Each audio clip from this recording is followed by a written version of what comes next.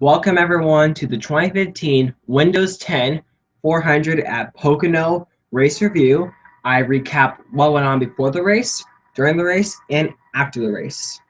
And along with that, I have a couple of topics, big topics, and one of them is sort of the future of one team and maybe the possible expansion of another team.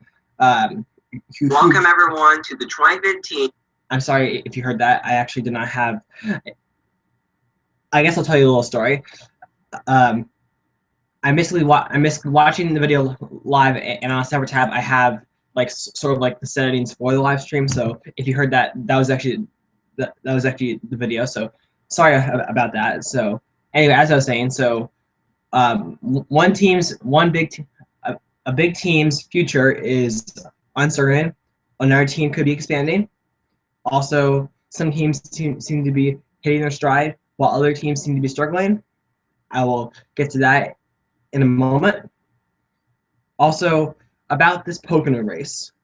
In my opinion, this was one of my favorite Pocono races that I've seen in a long time, if not my favorite, because I felt like this race had kind of everything. I mean, I'll just list some of the things, and you'll find this in the description. We had we had engine failures. We had a couple of pit road scary situations, some gear issues. We had a ton of different strategies. We had some drivers that struggled but then got good finishes. We also had a couple of surprise finishers and just so much more, especially the ending of that race, which I'll get to that in a moment as well. And I guess I should now start with my pre-race notes.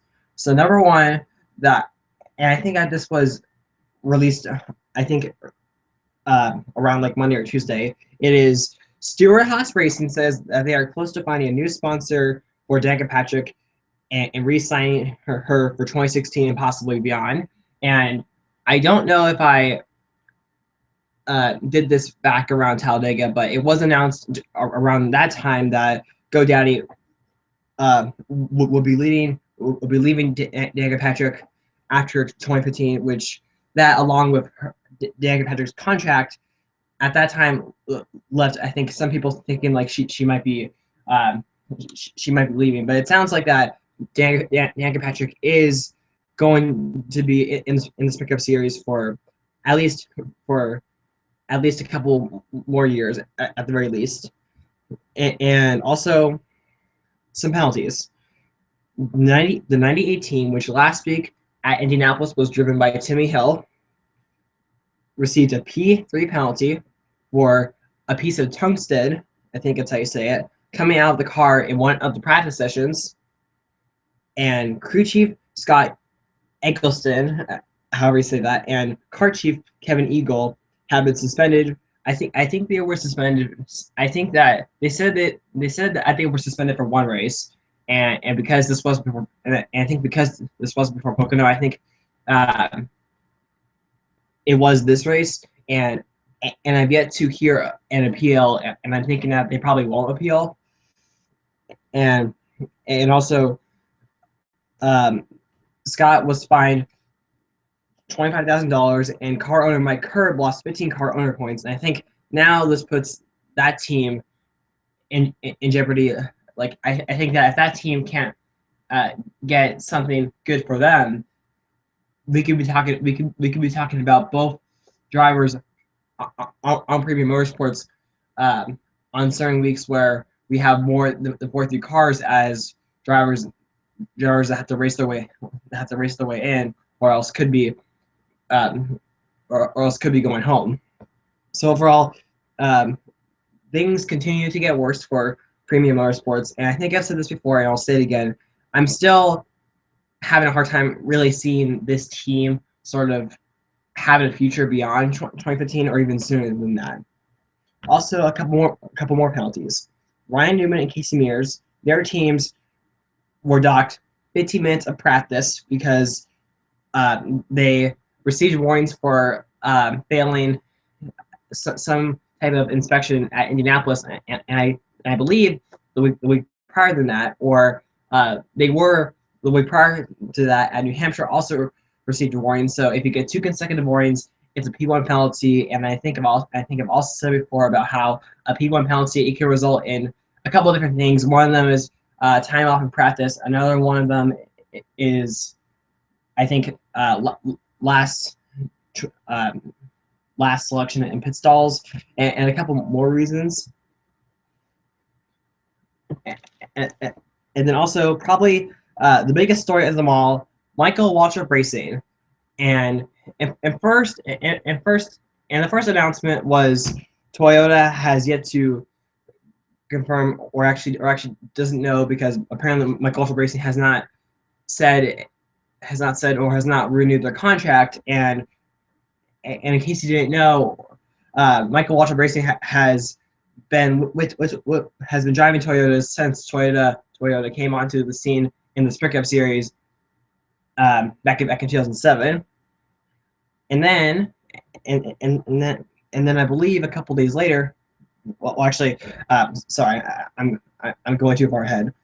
And I think that if Michael Waltrip Racing, I think that if Michael Waltrip Racing does return, they either will be with Toyota or I could see them going to Chevy. I think there were a couple rumors about that. But then a couple days later, it was announced that Rob Kaufman bought a stake or just simply purchased an interest in Chip Ganassi Racing to I guess work with them, and by doing this, he's also, I guess, leaving the team that he actually helped take the team, I guess, from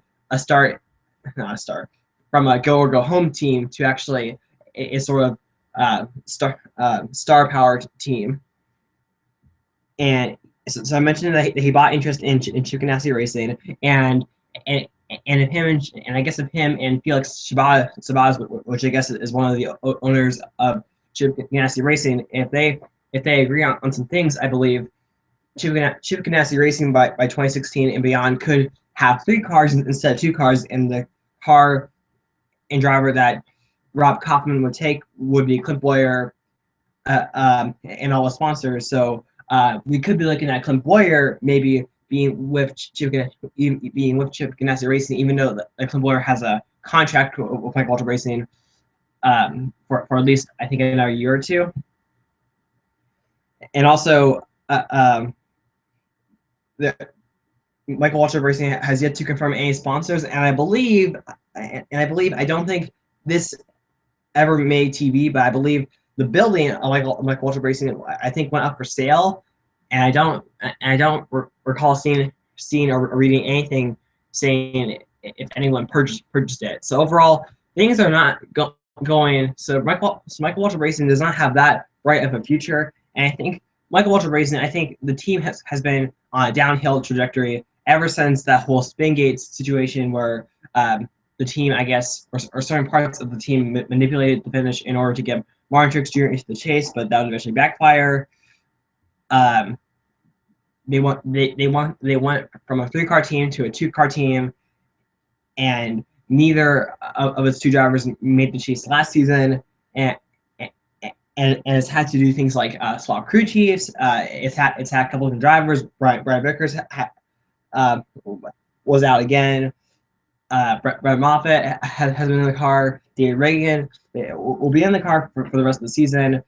And to me, I'm not exactly really sure if this team will be able to survive. I mean, to me, I think that it's kind of like, even though it could happen, and it could easily happen, I still find it hard to really visualize or hear something in the future that says Michael Waltrip Racing is not going to be a team after this year.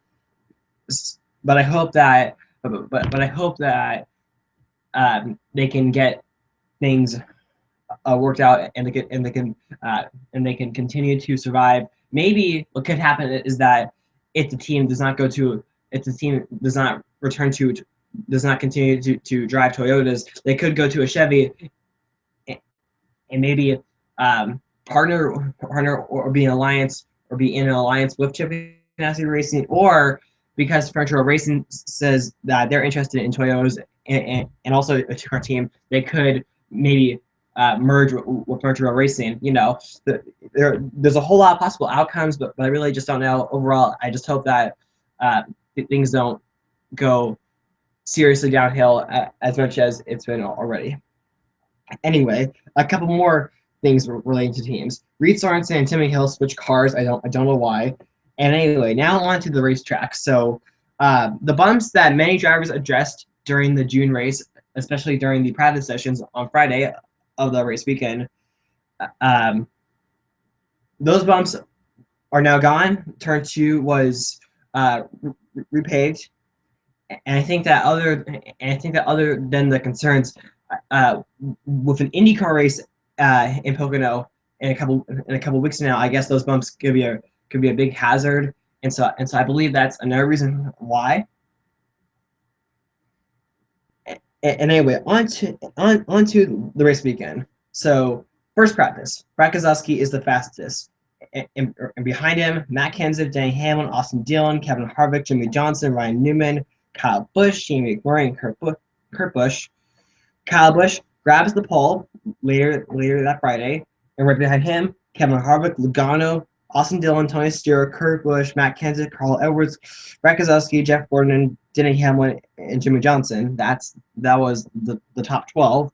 And when I heard this, I of course thought, well, Kyle Busch, he's still on fire. He's just riding this huge wave of momentum. But also, when I look at some of these drivers, it seems like that Austin Dillon's good streak of qualifying that still seems to be happening. Tony Stewart had a great qualifying effort last week at Indianapolis, and actually, and once again, another great qualifying. And actually, it was said, it was actually mentioned in the previous show that this is the first time Tony Stewart had back-to-back top 5 qualifying positions since 2012.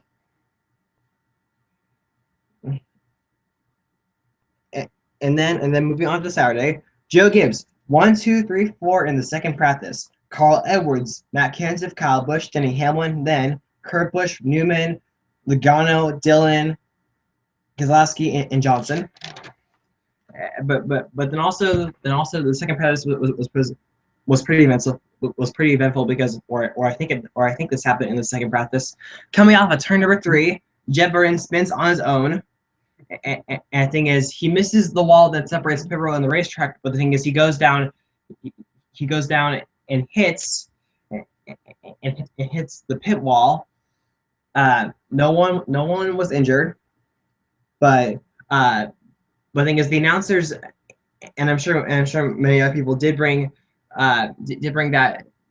this crash into a topic of like safety, such as if this happened in a race, and eventually it would repeat, but I'll get into that in a moment.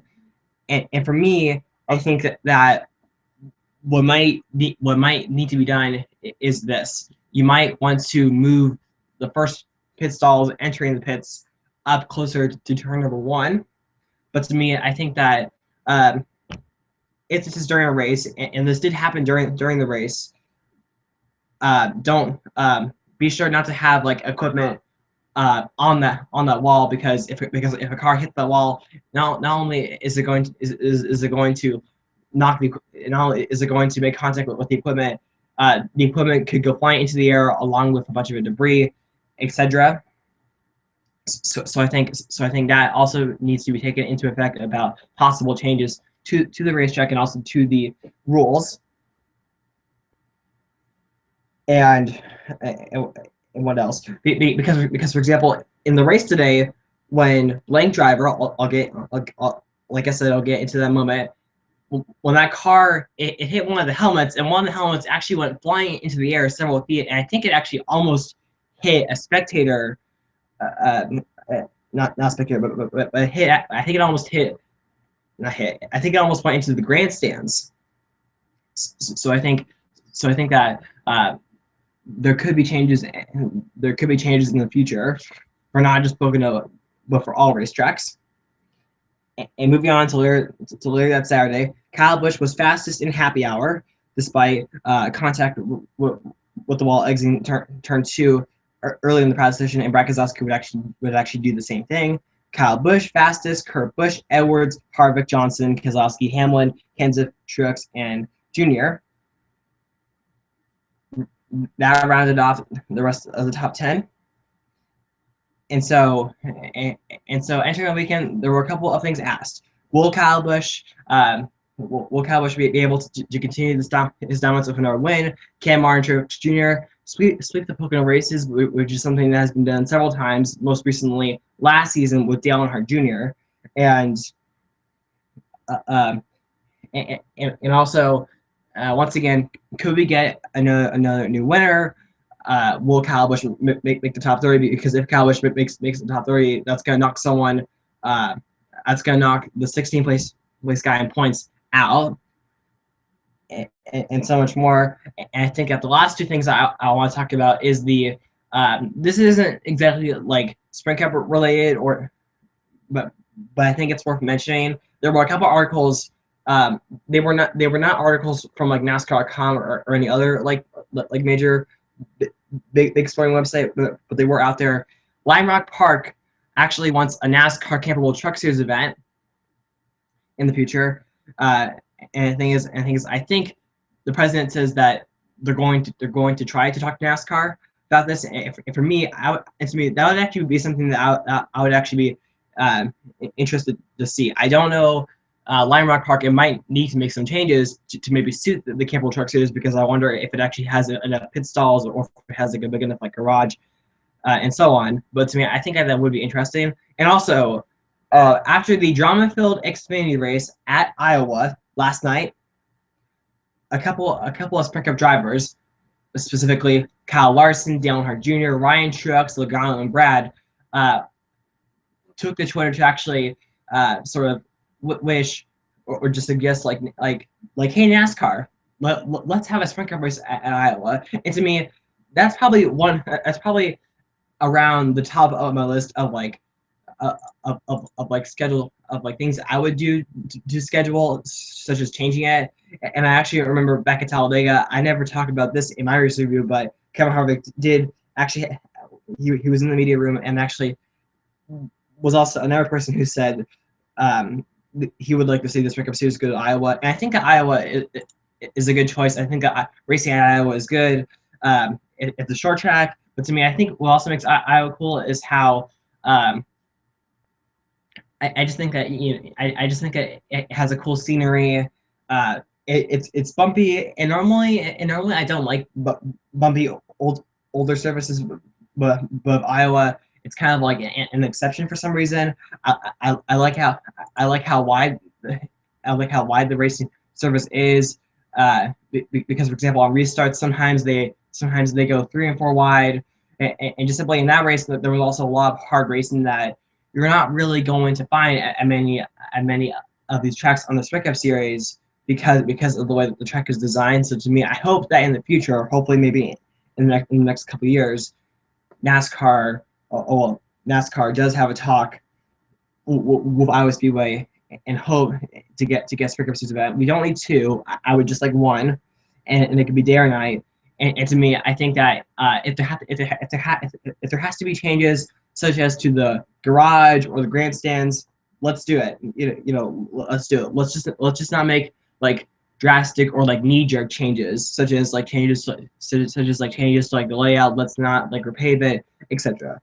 That's just my advice. And possibly in the future, I might actually choose to make a video on what I would like to do with the schedule. So you might want to expect that in the future. But anyway, that is enough pre-race information. I know that this is probably longer than what I wished. But anyway, now let's get on to the race. So Kyle Busch chose the outside for the start, and I believe every single time we have a restart, the lead car always chose the outside. Kyle Busch chooses the outside, and we are green. Kyle Busch leads. Kyle Busch leads leads the entire green flag run. But Kevin Harvick was able to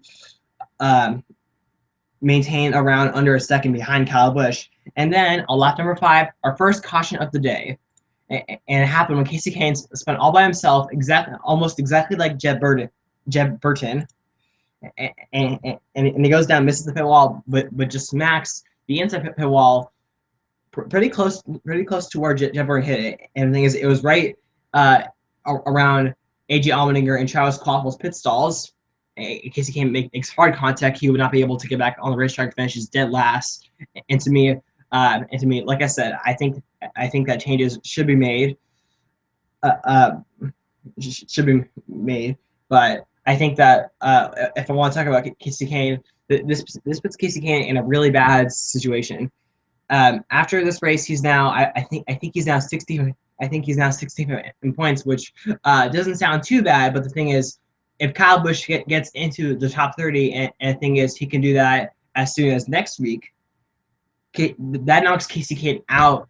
That knocks Kasey Kahne out of the chase grid, and thus Kasey Kahne does not make the chase. So Kasey Kahne, he better hope that in these next five races, the last 5 races before the chase, he either gets really good finishes, passes Clint Bowyer or whoever is in 15th spot, or maybe better yet, a win.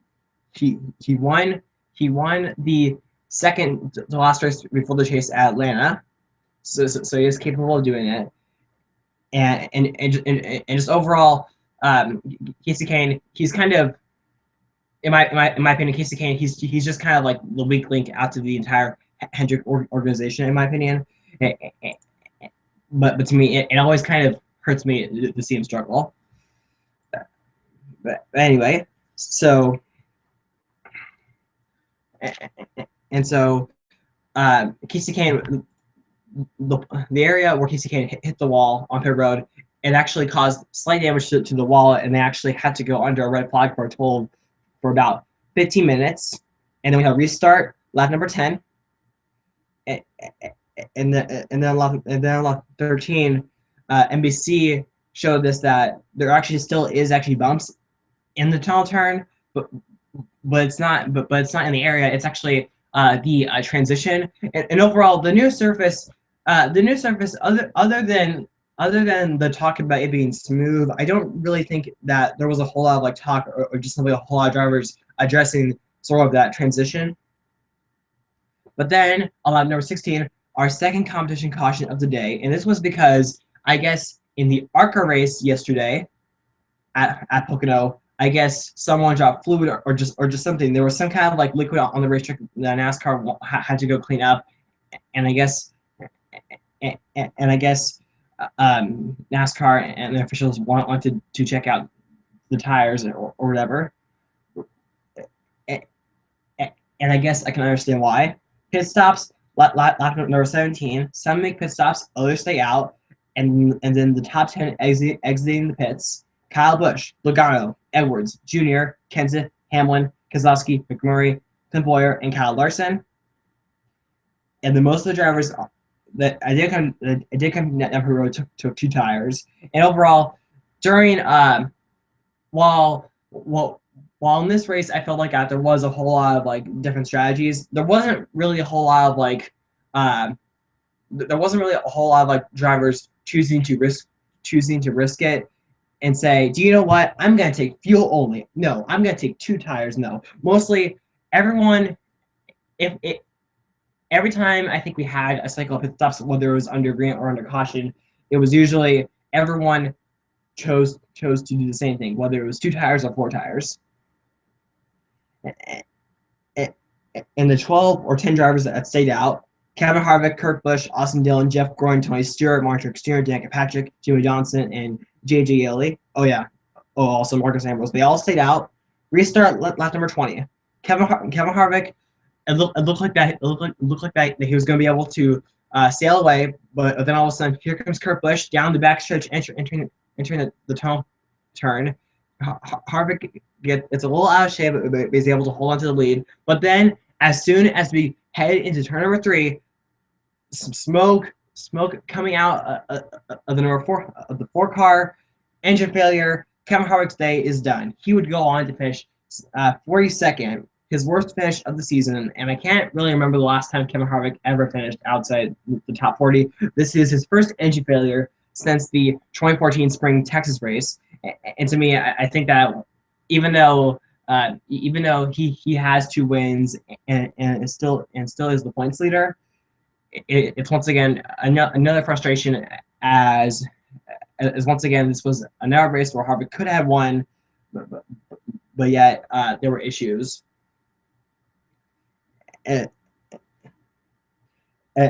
also at this point, even though it wouldn't be a problem, Jimmy Johnson also thought that he might be having engine issues as well. But like I said, that was not a problem. Lot number 24, restart with Kurt Busch leading. And the Mark Truex Jr. passed Jeff Gordon for second place. So Mark Truex Jr. once again looking like, maybe Mark Truex Jr. actually has a chance to sweep the races. And a couple laps later, teammates make contact in the back. Brett Moffitt and David Gilliland driving for Front Row Racing, and then we have fourth caution, lap number 28. Sam Horse Jr., who on the restart before this held up many drivers because he had gear shifting issues. And in case you're wondering or don't remember, Pocono I think is one of the few ovals, or maybe the only oval where you actually where you actually shift as you go around the racetrack. And the thing is, there were a couple of drivers reporting of gear issues or transmissions. I think it actually cost Harvick the win back in June because Harvick had some kind of like gear issue, and the thing is, he had a hard time getting a good restart, which I think that cost him the win, and I think that's what helped Truex to win the June race. But anyway, Sam Horse Jr. entering Turbo 1, I guess misses a shift, is really slow. David Gilliland gets out of the way just in time, or I think it was David Gilliland, and Ricky Stenhouse Jr. just plows into the back of him. Ricky Stenhouse Jr.'s day is done. Pit stops, lap number 29. Many of the drivers that stayed out the last time that they had pit stops under caution chose to come up pit road.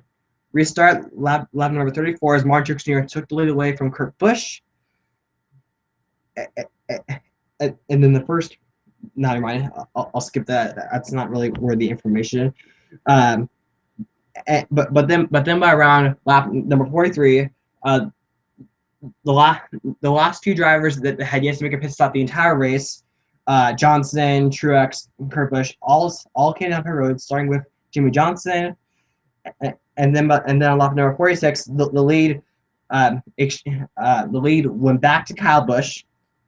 The lead actually went to Joey Logano, but Kyle Busch was 3 seconds behind Joey Logano by lap number 46.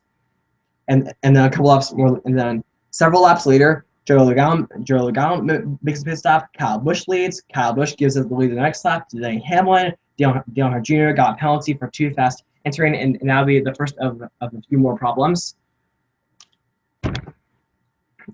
Denny Hamlin pits as Brad Keselowski leads. And then on lap number 57, as I'm going to bring up a video while I explain this.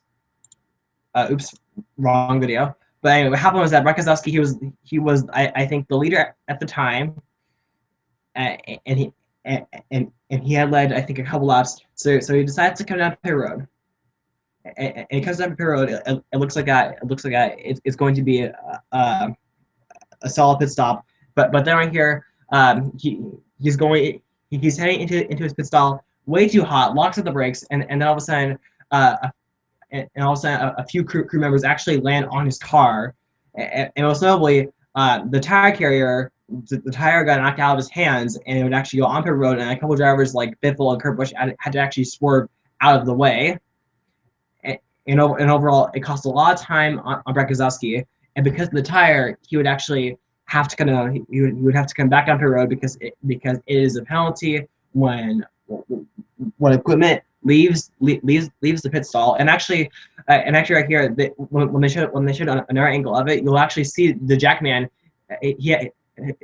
His whole entire body got turned over, and actually the jack actually landed right on his chest. And even though there were no serious injuries that would take out any of his picker members for the remainder of the race, that still has to hurt.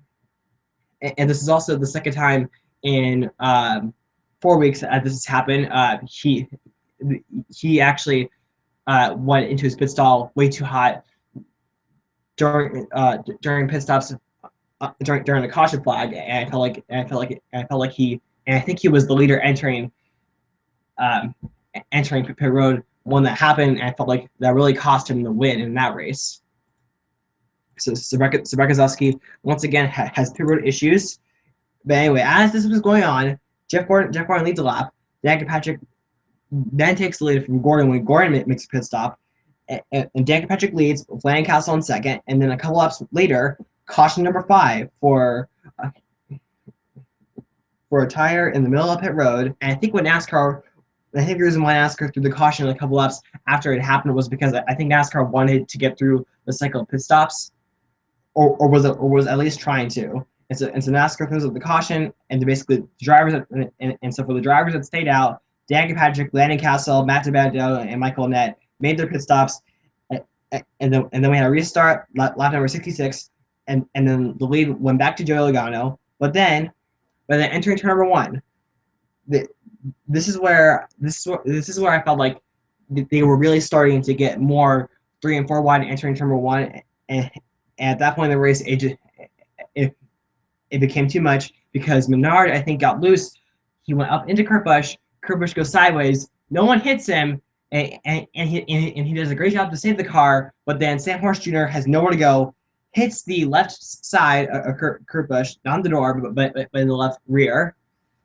Hits Kurt Busch and Sam Horse Jr. His day would not be over, but to me, I think he would finish the race several laps down, and he was very slow. And so his rough season continues. And for Kurt Busch, once again, another win, another race that he could have won slips away. And so now, and later on, Kurt Busch will eventually go to the garage, and I think never come back onto the racetrack because of a vibration and probably because of the damage. But anyway, a couple laps later, while they were under caution, Denny Hamlin was reporting a possible transmission issue, but it turns out that it would actually never really be that much of an issue at the time. They were like, well, you could come down, you could head to the garage, but you would finish like 38th, or you could stay on the racetrack and try to get the best finish, but it would be slow. But that never. But that never really seemed to be an issue. And also at the same time, Kyle Busch, I found this on Twitter, so this may not be true, but I think there were some reports saying that Kyle Busch might have been stuck in third gear, which might have explained why he was never really able to get the lead after a restart. Anyway, restart lap number 72, and then our caution in turn number 1. Casey Mears, I think he was like outside the top 20. He was trying to get to the middle of the racetrack, which forced Dale Earnhardt Jr. to go to the bottom, and then Casey Mears went down too far. Dale Earnhardt Jr. comes down on cold wet. Dale Earnhardt Jr. goes for a spin, but thankfully. But for him, he did not hit the wall or nobody hit him. He would go on to continue. And then restart lap number 76 as Kevin Harvick's trailer is leaving the racetrack, a sight that I honestly thought I wasn't going to see all season long. And by the time they reached the midway point, both of Chip Ganassi's cars were running pretty good on the racetrack.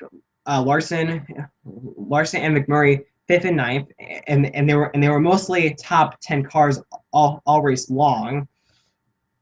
And to me, I feel like that if we're going to see Larson or McMurray and Victor Lane, they either are going to have to find more speed, or it's going to be pit strategy, or they're going to have to get lucky. And then Kyle Busch who still was second behind Joe Logano, but this time it was now about 0.5 seconds, so about half a second. And then once again, another cycle of green flag pit stops. Carl Edwards pits from 6, and then Matt Kenseth got the lead as soon as Logano came up the road. Kyle Larson led, and then caution number 8. Alex Kennedy spins and backs it into the turn 1 wall, and this would at the time I would have never thought that this would be the last caution of the day. And so Alex Kennedy spins, and I believe something came off of it. I believe something came off of Alex Kennedy that I think it was Michael Annett who barely missed it, but Cherubin, it was a pipe, and I guess it went underneath his car or went through the radiator or went through the radiator of the car. And Cherubin, I think that he would be out for the remainder of the race, I believe. Am I correct? Yes, he would. And so his struggles continue. And also at the time, just before the caution came out, Clint Bowyer was going to make a pit stop, but the thing is, he came down pit road. He came down, and the thing is, just before he could get onto pit road, the caution light had turned red, which means that a pit road is closed, and anyone that comes down pit road during this time has to go to the tail end of the field. And unfortunately, Bowyer couldn't be on pit road in time, so he went to the rear of the field. And I felt like that really screwed himself out of getting a top 10 or even top 5 finish. Well, okay, he would finish 8th, but in case you didn't watch the race, or you have, you'll know why, or you already know why. So anyway, pit stops for those who hadn't pitted yet, and so the top 10 exiting the pits: Casey Mears, Kyle Larson, Biffle, Gordon, McMurray, Reagan, Tony Stewart, Danica Patrick, AJ Allmendinger, and Michael Annett. Mears took 2 tires. The rest took 4 tires. And then 1 lap later, Cherubin goes to the garage, and then lap number 97, the top 12 stay out: Logano, Kyle Busch, Kenseth, Hamlin, Edwards, Truex, Austin Dillon, Johnson, Ryan Newman, Paul Menard, Eric Almirola, and Brad Keselowski. Restart, lap number 98, the final restart of the day. Even though at the time I didn't think that that was going to be the final restart, because the thing is, at the time they had said like caution number 8, and the record for most cautions is 13, tied by 2 races. I think a race in 1995 and a race in 2005, or maybe I'm wrong. And also, what's kind of interesting is that in the June race, I think we went like the first 50 laps green flag, which I think at that time was actually a record for longest green flag stretch to start a race, I believe. And so to me, it's kind of interesting about how 2 months later, but 2 months later, we didn't even make it to the halfway point yet, but yet we had already had 7 cautions, and then eventually 8 cautions before we got to lap number 100. So in some ways, kind of a polar opposite to the race we had in June. Anyway, so restart, and right away, Danny Hamlin took second away from Kyle Busch, but Kyle Busch would get it back, I believe. No, actually, wait a second, that was later. So Hamlin took second. So Hamlin took second from Kyle. Truex took third away from Kyle Busch. Johnson actually tried to pass Kyle Busch, but he wasn't able to do it. Okay, I'm sorry, I had to check something for a minute, but Kyle was able to hold on to 4th. Kyle would get by Hamlin, not Hamlin. Actually, yes, yeah, Kyle did get by Hamlin, but he wasn't able to catch and pass Truex. And Logano, he was just sailing away, but actually he wasn't sailing away. Truex was, I think, under a second behind him before a cycle of green flag pit stops. And at this point in the race, things started to calm down a lot. There wasn't too much going on. I mean, I think even though TV did not, even though the guys up in the booth, I don't think caught it, but you could see it, and I think NASCAR.com lap by lap also caught it as well. There was actually trash on Clint Bowyer for a moment, but I think he would get that off when he got behind Jeff Gordon. and, and then by lap number 18, I wrote down that the margin between first and second is almost a second, and then a lap number 122. This is where things get interesting. Jimmy Johnson and Carl Edwards are the first takers to come down pit road. Now what's interesting is that they probably could have gone a little bit more longer, but to me, I think that I'm sure that they probably could have gone a little bit more longer, but I think that what this did is that it forced everyone else to come down pit road, and eventually we would find out that for some of these drivers this would be the final pit stop of the day, and our drivers it would be the second to last pit stop, and I think to me, I think what happens is that and I'm sure that fans that have been following the sport for years and have been watching on TV have I think have noticed or heard about like such as when like about how if you pit earlier than the drivers ahead of you, you might actually pass them because you'll have that extra lap on fresher tires, and even though Johnson and Carl Edwards was not going to be able to pass Logano based on the fact that if they pitted one lap earlier, they were several seconds behind Logano. I think that it kind of forced Logano and Kyle Busch and Mark Truex Jr. to pit like a lap later. Johnson and Edwards pit a lap 122. Logano, Kyle Busch, and Truex all pitted a lap 123, and you'll understand why this is important. And then later on, Denny Hamlin pits, Matt Kenseth pits. Most of the leaders come down this time, and then later on, and then during the cycle of Green Cup pit stops, Denny Hamlin led, David Reagan led, Greg Biffle led for a lap. Moffitt and Casey Mears received penalties. Moffitt too fast, Casey Mears too many men over the wall. Jeff Gordon led for a while, and then all up 129, Logano takes the lead. And at this point in the race, the lap that drivers like Logano, Busch, and Truex pitted, this puts them right on their window, because to me, I think a field window lasts somewhere between like 34 to 38 laps, and at this point, a lot of people were like, well, if it stays green the rest of the way, this could be a fuel mileage race where drivers have to save fuel. And the one interesting method was like, instead of having some drivers turn on and off their engine, they actually some drivers actually chose not to shift. I don't know how choosing not to shift or choosing to shift saves or does not save fuel, but to me it was interesting for me to hear that instead of drivers like shutting off their engine as they go into the corners. And this pretty much became an ongoing topic pretty much all the way up until the checkered flag. Logano leads. Kyle Busch is under a second, and the reason why he's second and not Martin Truex Jr. was because Martin Truex Jr. slightly slid through his pit stall, and that cost him several seconds. And at the time, Truex Jr. was somewhere between 6 to 7 seconds behind Logano. So at this point in the race, pretty much Truex's chances of winning were over, unless everyone ahead of him ran out of fuel or the caution came out, which the caution would never come out. And for a moment, it looked like the Kyle Busch might have been able to get by Logano, and it was around up 135, but Logano was able to hold on,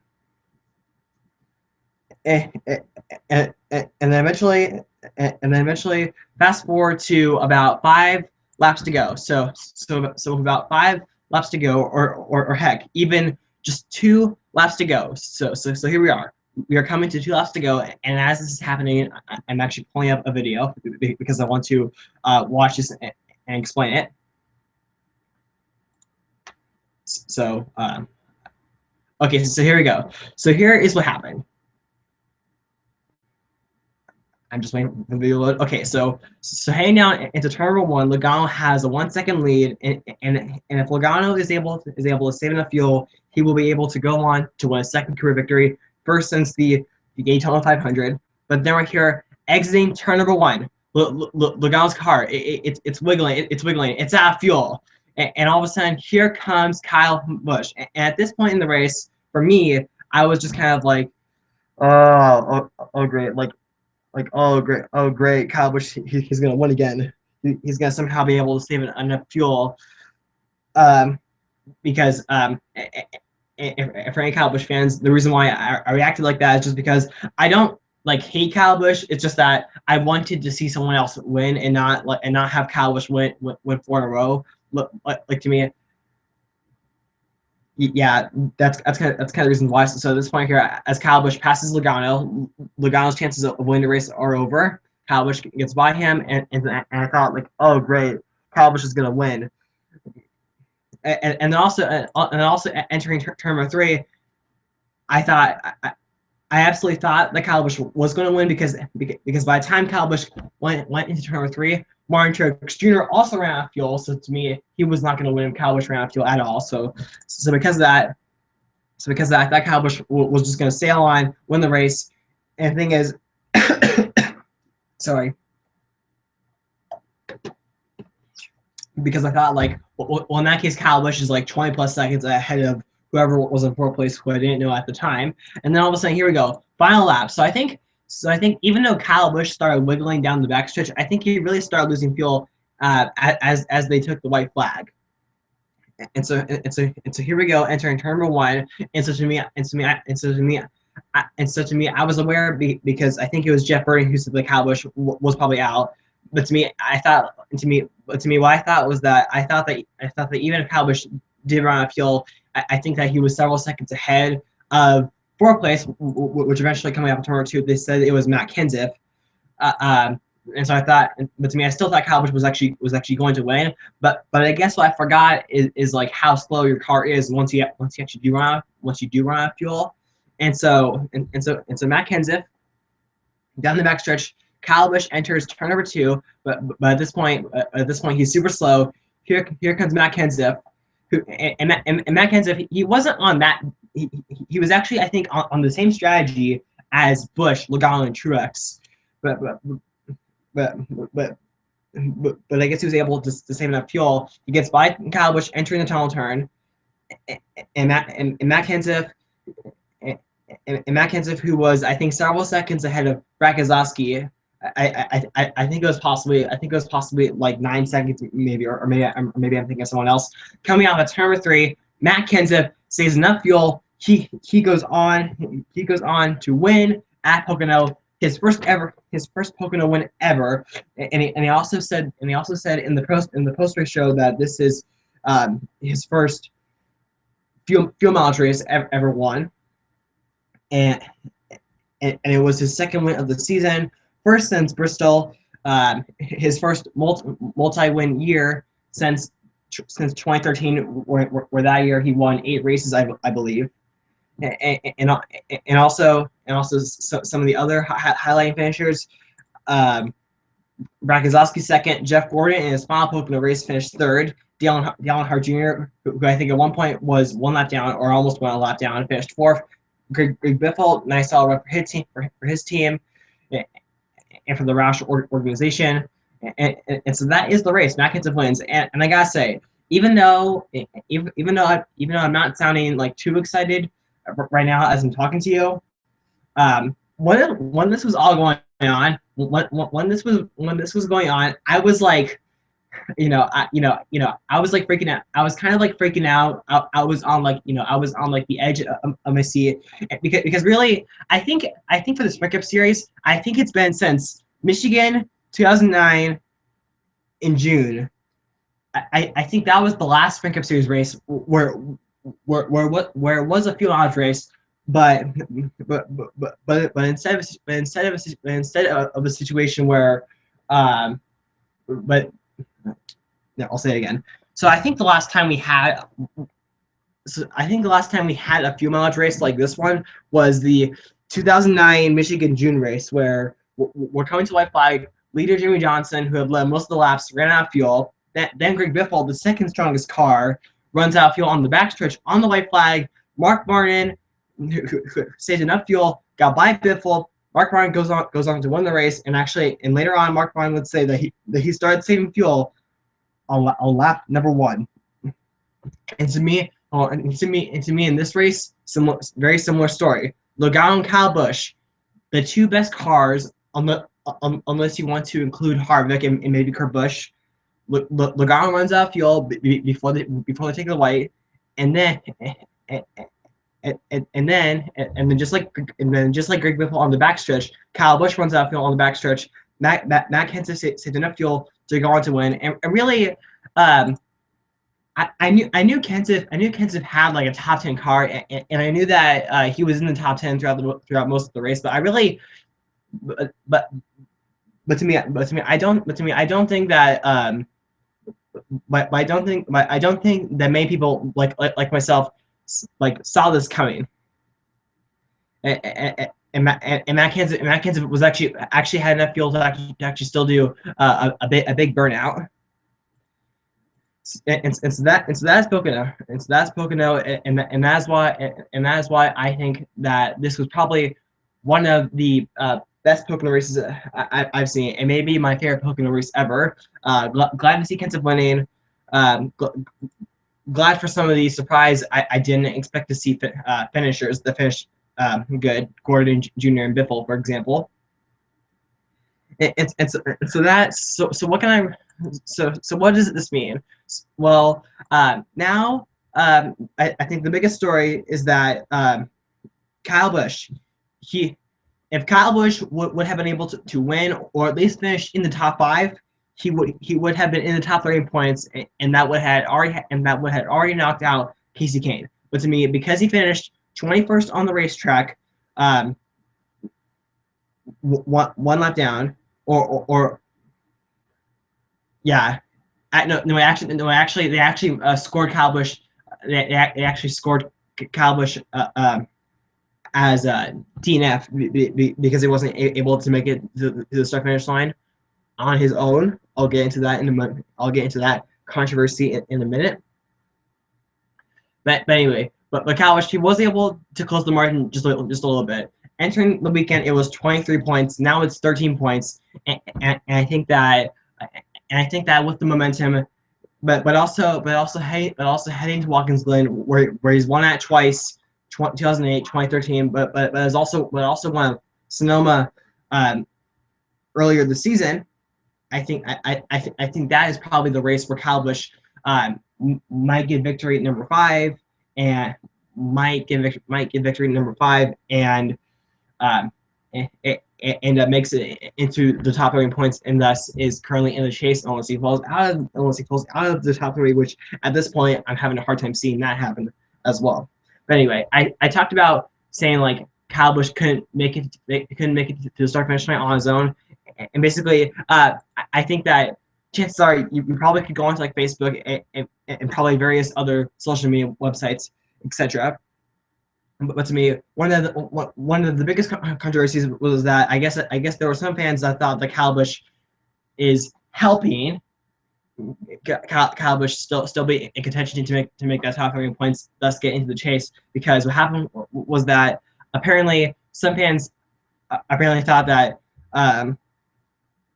it said that it's been said that like on the final lap, if you run out of fuel, you cannot you cannot be pushed to the start finish line to finish the race on the lead lap, or to gain any positions. And so what happened was that Kyle Busch was on the access road in turn number 3, and then he ran out, and then he came to a stop exiting the access road. And then what happened was that they panned the cameras away at Matt Kenseth doing burnouts, but before they did that, they did show Timmy Hill in the 62 car looking like he's gonna help Kyle Busch make it to the line. And to me, even though either Timmy Hill was not aware of that, or Timmy Hill just wanted to break the rules or whatever. I don't know. he probably did not know that, but they pushed Kyle Busch to the line, and some people thought like, well, this helps Kyle Busch finish better. But to me, because the thing is, because NASCAR saw that, it still did not count. So to me, if you were one of those people that thought NASCAR gave Kyle Busch a free pass, or you think like NASCAR is rigged, it's helping Kyle Busch make the chase, I think that you are wrong. I think that you're wrong and probably should be thinking more about it instead of just jumping to conclusions like NASCAR's rigged, like stuff like that. But anyway, that is Pocono, and I guess now I'm gonna go through the finishing order. So first through 44, Matt Kenseth wins the race. Keselowski second, Gordon third, Junior fourth, Biffle fifth, Jimmy Johnson sixth, AJ Allmendinger seventh, not Tony Stewart, Clint Boyer eighth, Tony Stewart ninth, Carl Edwards 10th, Paul Bernard 11th, Kyle Larson 12th, Austin Dillon 13th, Landon Castle. How about Landon Castle? I know that this race was a few miles race, but how about this?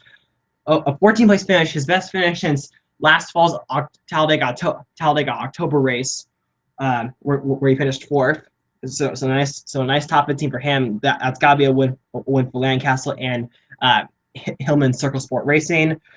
Jamie McMurray 15th, Danica Patrick 16th, David Riggin 17th, 18th went to Eric Almirola, 19th Martin Truex Jr., 20th Logano, 21st Kyle Busch, 22nd Denny Hamlin, 23rd Ryan Newman, 24th Justin Allgaier, 25th Alex Bowman, 26th Michael Annett, 27th Cole Witt, 28th Casey Mears, Matt Tabella finished 29th, J.J. Aley, the only driver to do both Iowa and Pocono, finished 30th. Brett Moffitt, 31st.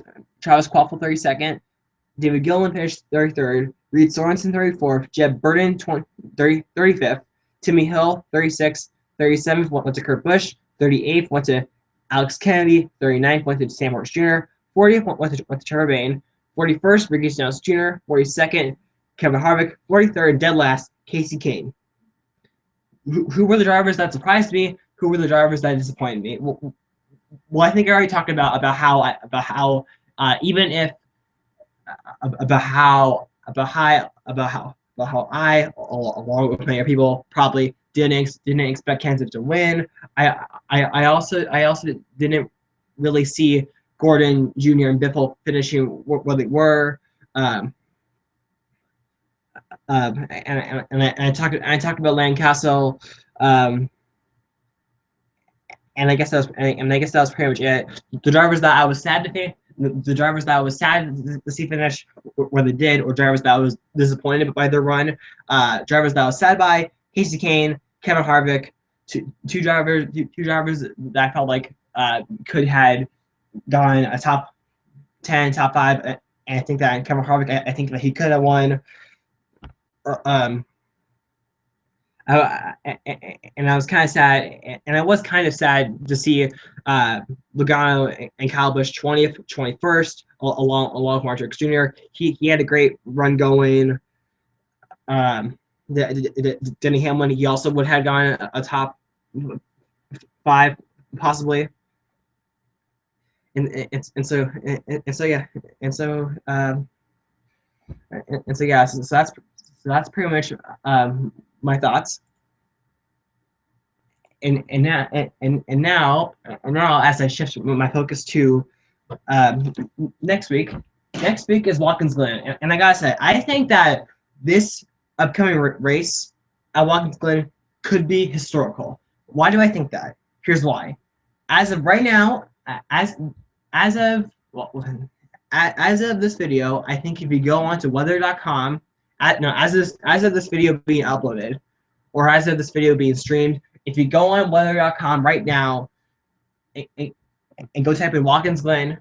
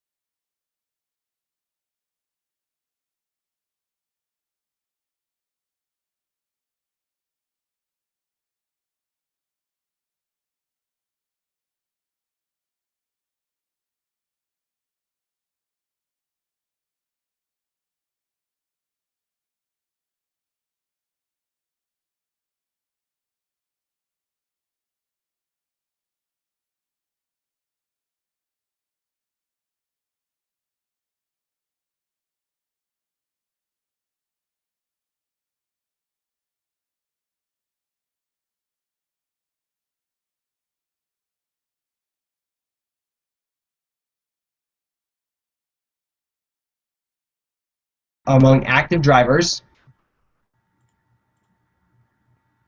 Um, okay. Okay. I thought something happened. Sorry. So among active drivers, Kyle Larson has the best average finish for fourth place, but to me, he's only completed one race, so to me that doesn't really count. If Marcus Ambrose was still racing, he would have the best average finish, but he's not. AJ Allmendinger to me that makes AJ Allmendinger have the best average finish, a 7.83. One last season, that was his first career victory, and he did show great potential to win at Sonoma, but unfortunately had issues. But other than Allmendinger, who do I think could be who do I think could have a good day? Well, Carl Edwards. I really before checking this list, I actually kind of forgot or didn't really realize how good of a road course racer Carl Edwards is. He won at Sonoma last year, but to me, I think other than that, he doesn't. To me, he doesn't make like that heavy of a mark on road courses. I mentioned Kyle Busch, Rick Kozlowski. He's been a factor the past few years. Mark Truex Jr., Kevin Harvick, and so on. And so to me, those are a couple of drivers that I think could perform very well. And Watkins Glen, I think that now, I think that nowadays in NASCAR, it's one of the most anticipated races ever, just because I think at the last, I think that ever since 2011, I think that every single Watkins Glen race has been memorable in some way, shape, or form. Whether it's David Rudman flipping, entering the S's, or the exciting finish between Keselowski or Marcus Ambrose, or that battle between Allmendinger and Ambrose last season, and Allmendinger would go on to win his race. It just seems like something happens at Watkins Glen that's going to be remembered for years to come. And I think that it will be a fun race. But anyway, I think that this has gone on for way too long, and I hope that you enjoyed listening to this. Be sure to rate, comment, subscribe, and bye.